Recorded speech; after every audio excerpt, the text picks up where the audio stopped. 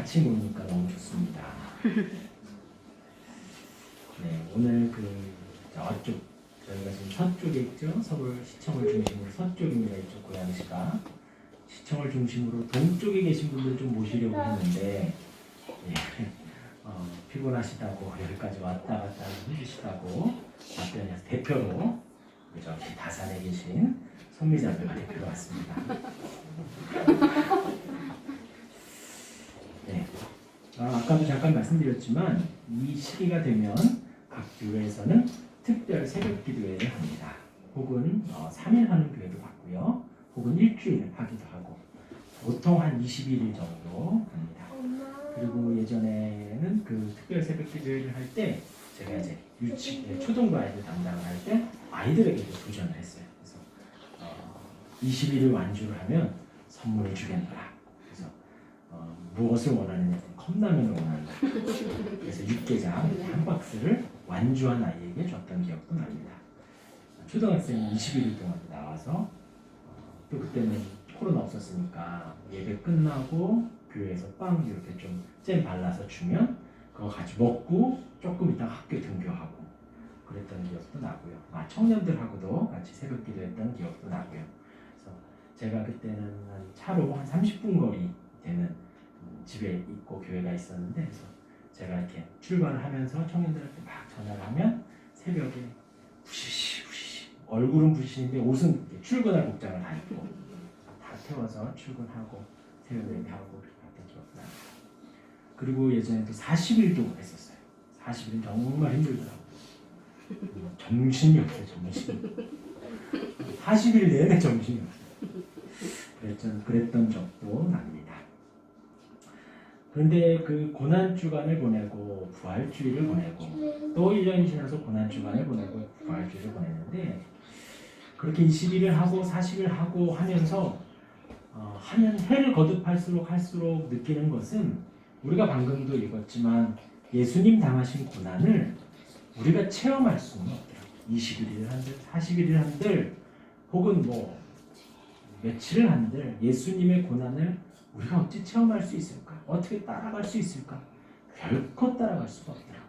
다만 20일이든 3일이든 혹은 오늘 하루든 40일이든 그 주님의 고난을 우리가 묵상하며 그 고난과 고통이 주는 혹은 마음의 심적 부담이 있을 수도 있고 어려움이 있을 수도 있고 혹은 눈물이 있을 수도 있고 또 그것을 넘어 주님의 긍휼로 인한 주님의 십자가를 묵상하며 감사와 찬양이 나오기도 할 것입니다. 다만 주님이 우리에게 과연 이 고난주간에 무엇을 원하실까? 라고 생각을 했을 때 주님의 고난을 묵상하며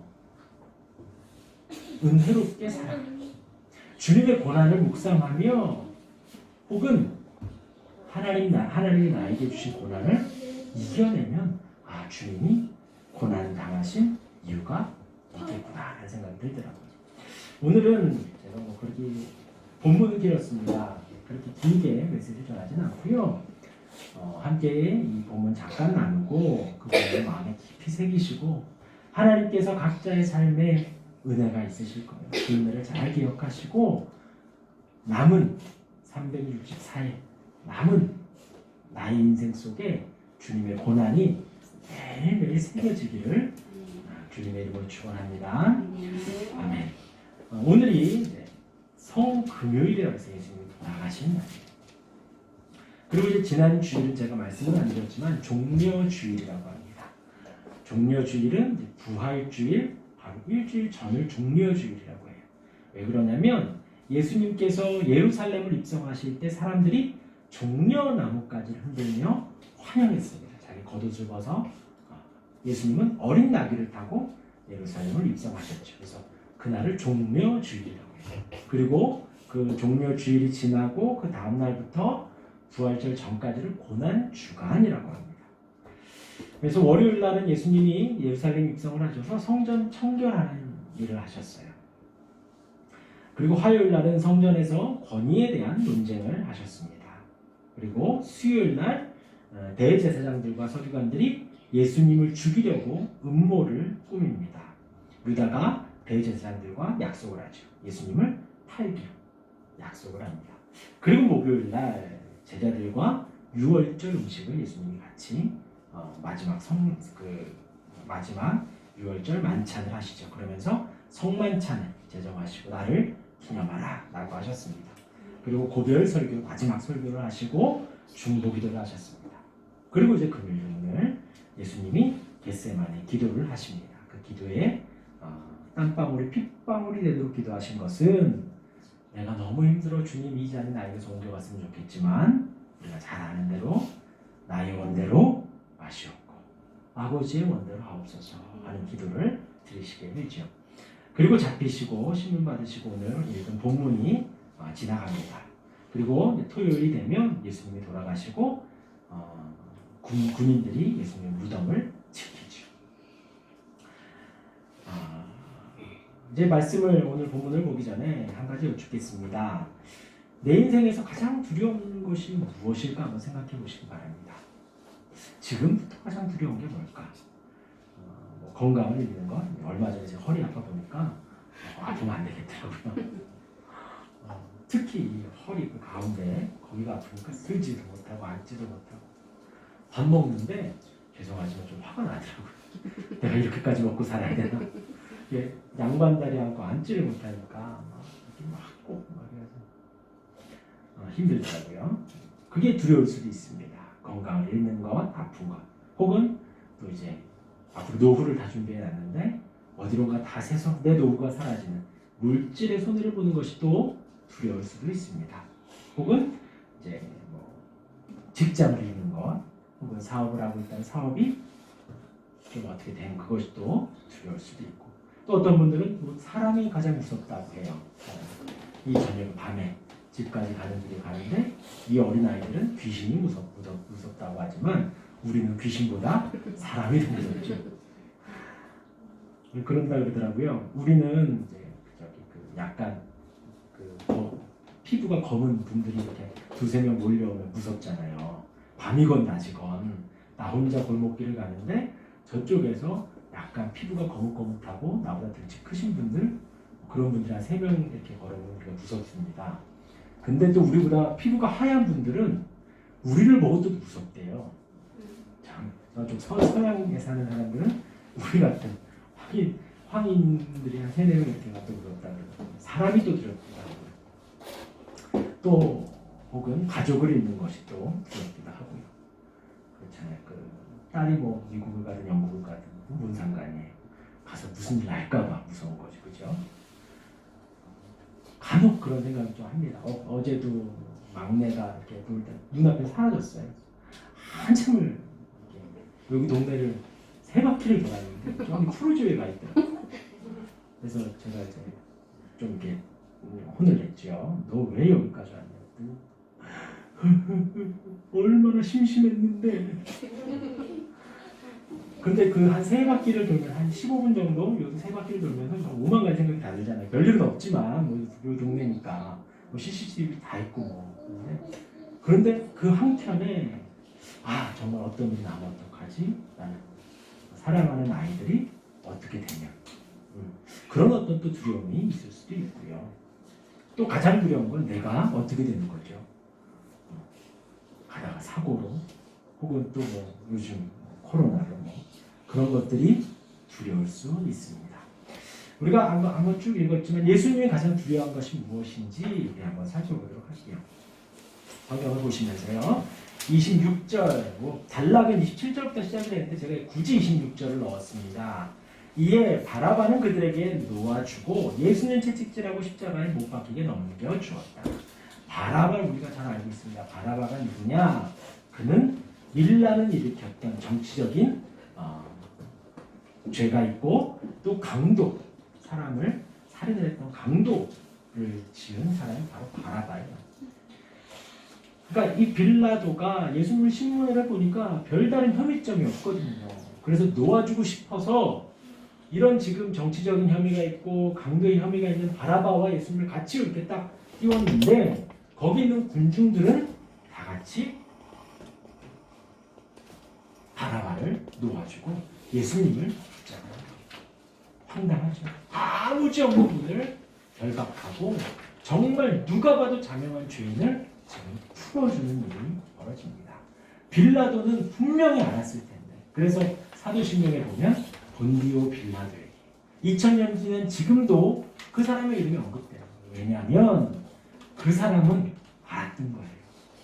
하나님의 아들이신 그분과 대면하여 바로 앞에서 몇 마디 대화했을 때 그분의 거룩함과 신실함과 그분의 성결함을 분명히 체험했음에도 불구하고 군중들의 호소에 굴복하여 예수님을 결박하게 된 것이죠.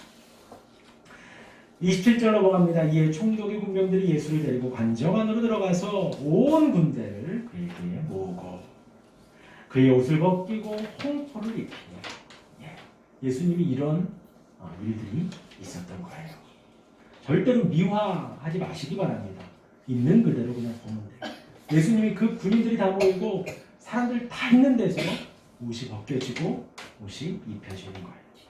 가시관을 엮어 그 머리에 씌우고 이 꽃을 지금 1년 만에 이렇게 들여놨는데 이 나무를 너 1년 전에도 이뻤는데 왜 그랬냐? 찔릴까봐.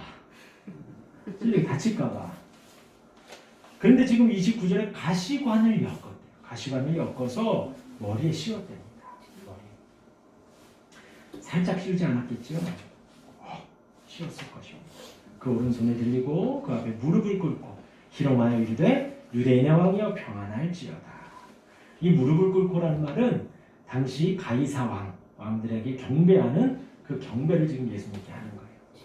다른 거 없이 무릎 꿇고 유대인의 왕이여 평안할지어다. 요 문구만 본다면 전혀 이 지금 군인이 죄가 없지요. 그런데 그 사이에 한 단어가 들어갑니다. 희롱하여 이르되 유대인의 왕이여 평안할지어다. 그런데 이제 우리가 여기 이 29절에서 우리가 봐야 할 문구는 그냥 이 문구만 보면 돼요. 무릎을 꿇어 경배하고 유대인의 왕이여 하는 이 복음인 거예요. 예수님은 진짜로 유대인의 왕이시죠. 예수님은 우리의 왕이십니다. 예수님은 온 세상의 왕이세요. 지금 이 군인은 진리를 말하고 복음을 말하면서도 본인은 모르는 거예요. 바울이 복음을 막 전하고 무엇이 두려웠다고요? 자기가 버려질까 두려웠던 거예요. 지금 이 군인의 입술에는 복음이 담겨져 있습니다. 예수님이 온 세상의 왕임을, 유대인의 왕임을, 그리고 그의 모습은 경배를 하고 있는데 그의 마음속에는 희롱하고 조롱하고 있는 거예요. 우리가 이 부분을 두려워야겠죠.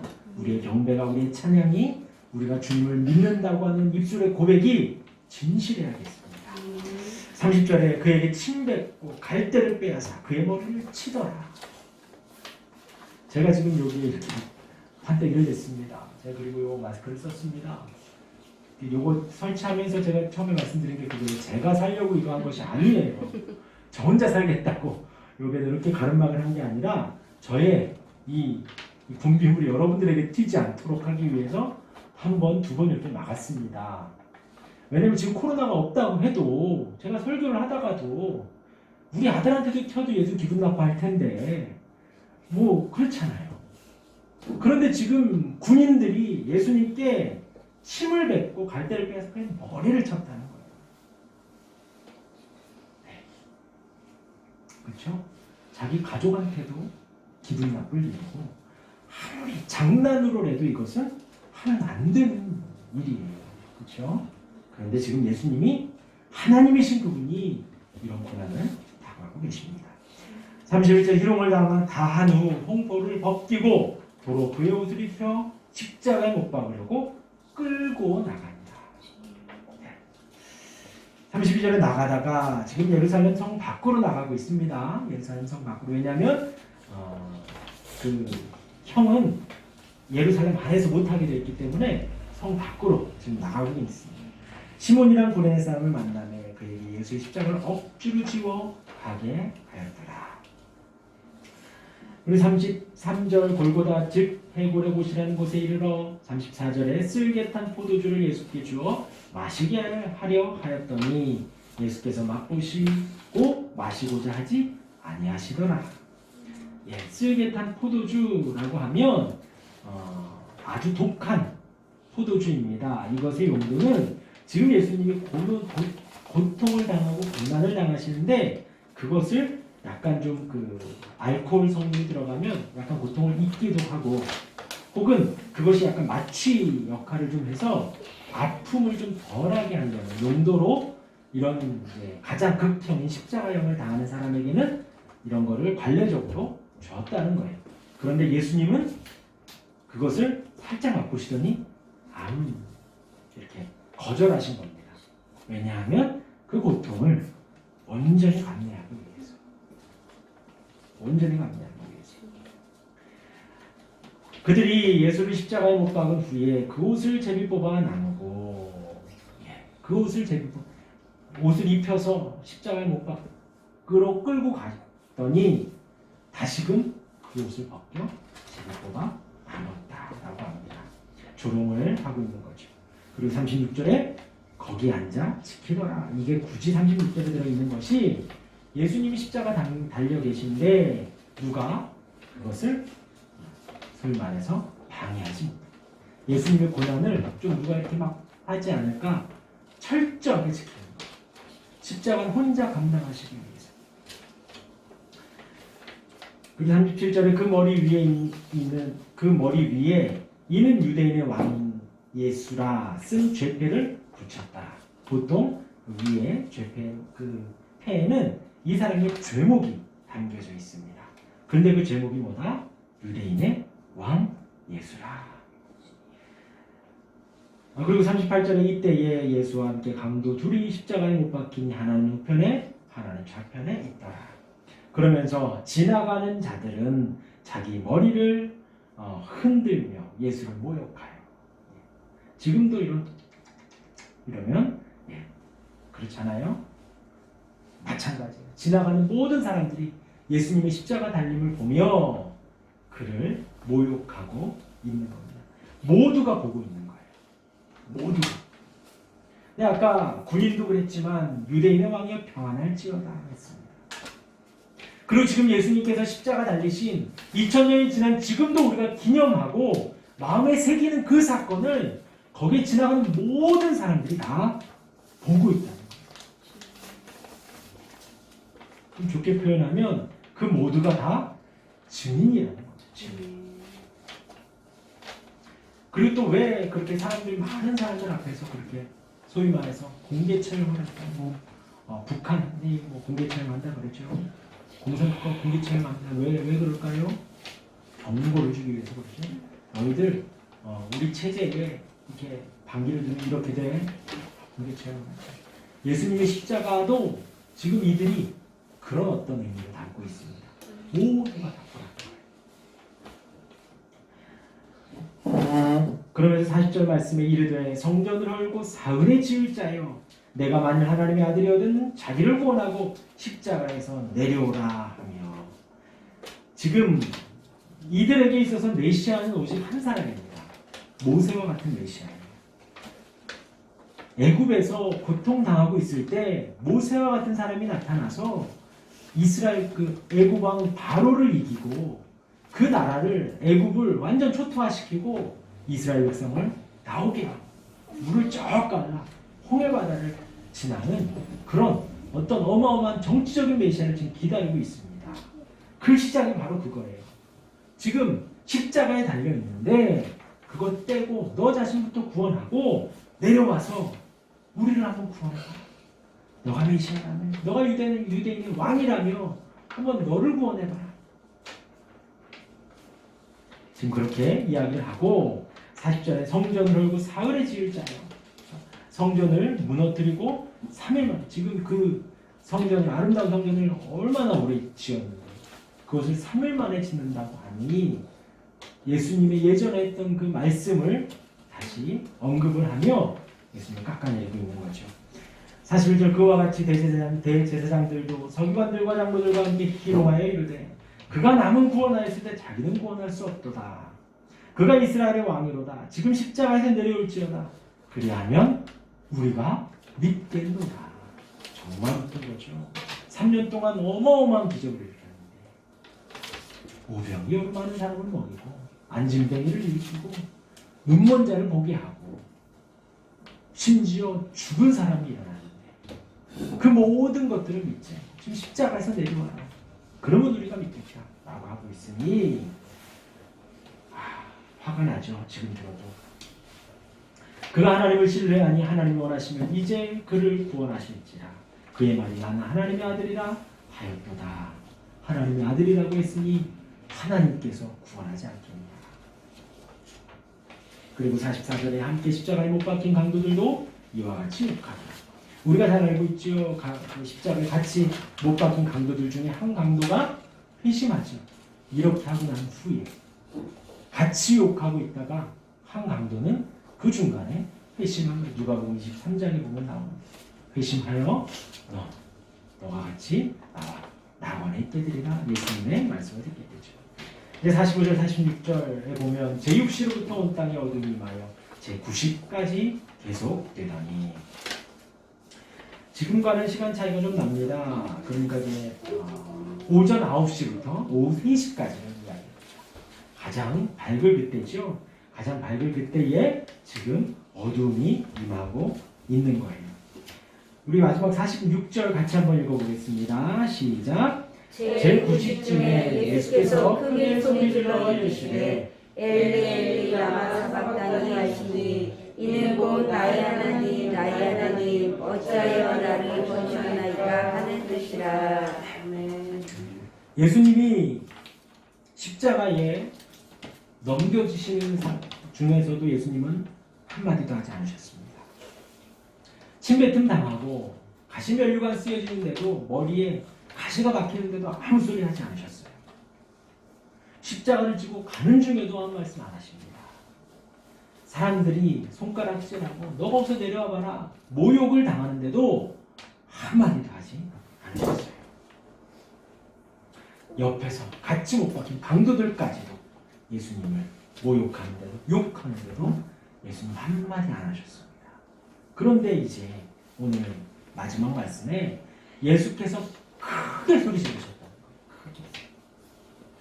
크게 소리 질러 이르시되 엘리 엘리 라마 사박다니. 이 뜻이 뭐냐? 나의 하나님 나의 하나님. 엘리가 나의 하나님. 엘리가 나의 하나님. 라마 사박다니. 어찌하여 나를 버리셨나이까. 이제 예수님이 6시간 동안 그곳에서 고통받으시고 그 이전부터 예수님이 팔리셔서 뭐 가진 모욕을 다 당하셔도 한마디도 안 하셨던 그분이 이제 돌아가실 바로 그 전에 나의 하나님 나의 하나님 어찌하여 나를 버리셨나이까 라고 크게 소리를 지르셨다는 거예요. 예수님이 과연 지금 무엇을 두려워하시느냐. 크게 소리 질러서 두렵고 힘들고 아까 말씀드렸지만 예수님이 마지막 기도를 하시며 땀방울이 핏방울이 되도록 힘들어하고 어려워하는 것이 과연 무엇이겠느냐. 손에 못 박힌 것도 여기가 아닌 걸 우리가 다 잘 알고 있죠. 여기에 못을 박으면 몸무게를 놓는 것을 이렇게 손 찔러서 거기서 떨어진대요. 그래서 여기 가장 굵은 뼈 사이사이에 못을 박았다는 거죠. 그런데도 예수님은 아무 소리도 지르지 않으셨어요. 그런데 이제 죽음 앞에서 주님이 소리를 지르십니다. 주님도 죽음이 두려우셨을까요? 어떤 죽음일까요? 그것이 주님이 두려워하셨던 그 죽음은 하나님과의 단절을 말하는 거예요. 이제 주님이 죽으셔서 장사 지낸과 이제 무덤에 묻히십니다. 그런데 그 상황 속에서 주님이 겪으신 그 3일간의 고통이 뭐냐? 하나님과의 단절이에요. 하나님과의 단절. 그것을 바로 죽음이라고 합니다. 그 어떤 고통 속에서도 아무 말도 안 하셨던 분이 하나님과 단절이 되고 죽고 진짜 죽음을 이제 맛보아야 하기 때문에 주님께 하나님께 큰 소리로 외치고 있습니다. 지금 하나님과 단절을 가장 막 무서워하고 있는 거예요. 당부드리기는 오늘 말씀을 요 27장, 그 전 26장, 5장 해서 한번 집에서 잘 읽어보시기 바랍니다. 읽어보셔서 아까 제가 말씀드린 대로 종려 주일서부터 예수님이 월요일, 화요일, 수요일, 목요일, 금요일, 토요일 어떤 일들이 있었는지 한번 본인이 읽으시면서 한번 체크를 한번 해보세요. 마태복음, 마가복음, 누가복음 이렇게 다 한번 찾아보시고 꼭 한번 찾아보세요. 시간이 그렇게 오래 걸리지 않습니다. 잘 읽어보시기 바랍니다.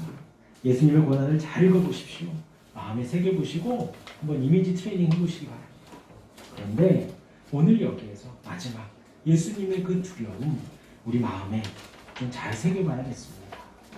아담이 하나님의 그 경고를 무시하고 선악과를 따먹고 하나님과 단절이 됐습니다. 그가 한 것은 하나님을 도망친 것이었어요. 하나님과 단절돼서 하나님이 아담아 아담아 부를 때 도망칠 수밖에 없었습니다. 우리는 과연 무엇을 두려워하고 있습니까? 내 안에 두려운 것이 지금 예수님의 이 두려움과 똑같아야 될 거예요. 오늘이 지나고 예수님의 고난을 묵상하시며 나의 두려움을 바꿔보시기 바랍니다. 나는 과연 하나님과의 단절이 두려운가? 아니면 아까 말씀드린 대로 건강을 잃는 것이 더 두려운가?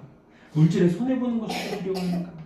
혹은 우리 가정, 우리 내 자녀나 누가 큰일 당하는 게 혹은 내가 죽는 게 더 두려운가? 아니에요. 그 모든 것은 하나님이 다 책임져 주십니다. 자녀들도 주님이 책임져 주시고요. 물질에 있는 것도 하나님의 자녀들은 하나님이 책임져 주셔요. 부족함이 없도록, 풍족하진 않지만 부족함이 없도록 주님이 인도해 주십니다. 그 모든 것들은 우리가 걱정할 필요가 없어요. 다만 우리가 걱정해야 될 것은 주님이 지금 이렇게 두려워하는 것, 하나님과의 단절. 예수님은 하나님이시며 하나님과 더불어 태초 전부터 함께 계셨고 태초부터 온 세상을 만드실 때 해와 달과 별들을 만드시고 산과 새와 물고기와 모든 동물을 만드실 때에도 함께 계셨고 아브라함과 이삭과 야곱과 그 이사야와 예레미야와 모든 선지자들이 일할 그때에도 하나님과 예수님은 함께 사역을 하셨고 이 땅에 오시는 2000년 전 예수님이 마국간에서 태어나실 그때에도 하나님 이는 내 사랑하는 아들이다. 또 비둘기가 성령과 같이 말하는 하나님은 함께 계셨습니다. 공생의 사역을 3년 동안 함께 하시며 동행하셨는데 이제 이 마지막 죽음의 순간에 하나님은 예수님을 떠나십니다. 우리가 가장 두려워하는 것 이것이어야겠습니다. 주님이 나를 떠나시면 어떡하죠? 물론 주님이 나를 택하셨기 때문에 주님은 나를 떠나지 않으십니다. 그런데 내 마음도 주님을 떠나지 말아야겠죠. 주님이 나의 구원을 분명히 이루어 주십니다. 왜? 나의 구원을 시작하셨기 때문에 나의 구원을 지금 과정 속에 인도해 가시고 나의 구원을 완성하실 거예요. 그러나 이 땅에 있는 나는 주님이 완성하실 거야 라고 하며 방임하고 마음대로 두 손 놓고 있는 것이 아니라 그 주님의 구원을 이루는데 그 주님의 뜻에 내 뜻을 조금씩 맞춰가야겠죠. 그것이 이 땅을 살아가는 우리의 목적일 것입니다. 나의 두려움, 이 주님의 두려움과 같이 맞죠. 주님, 내가 주님을 떠나지 않게 도와주시고 인도해 주옵소서 하고 기도하는 묵상한 저와 여러분이 되길 바랍니다. 아멘.